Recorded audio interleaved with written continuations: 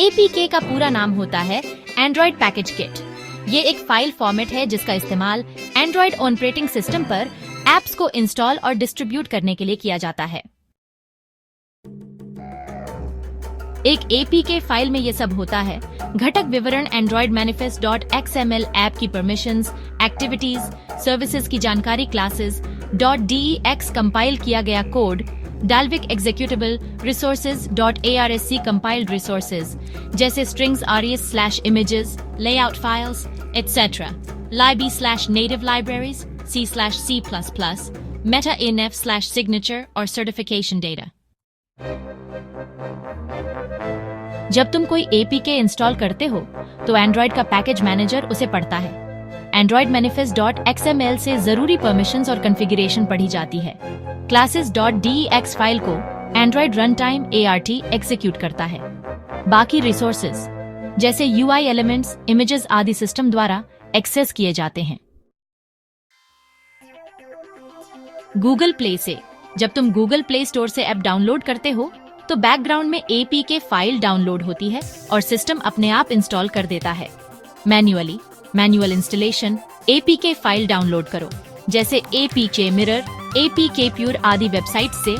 Settings, security, unknown sources को ON करो, फिर उस APK को इंस्टॉल कर दो। नोट, सिर्फ ट्रस्टेड सोर्सेज से ही APK फाइल डाउनलोड करो, वरना वायरस या मैलवेयर हो सकता है। सेफ होती हैं अगर ट्रस्टेड वेबसाइट से डाउनलोड की हो, उसमें कोई एडवेयर या मैलवेयर ना हो और APK सिग्नेचर सही हो।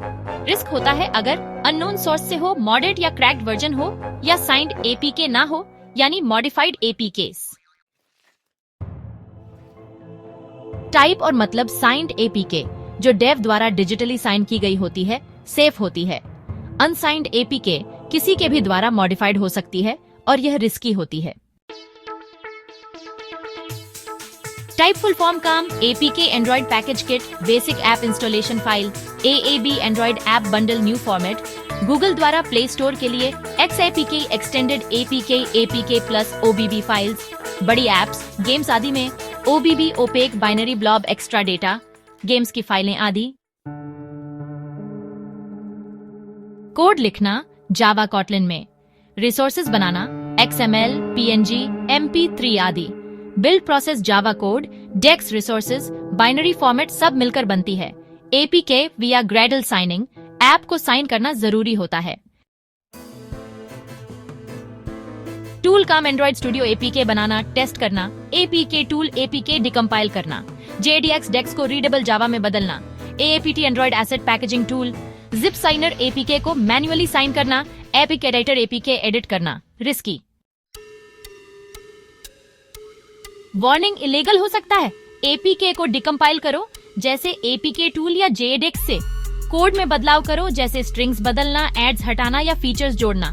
फिर से कंपाइल करो, साइन करो और फिर इंस्टॉल करो।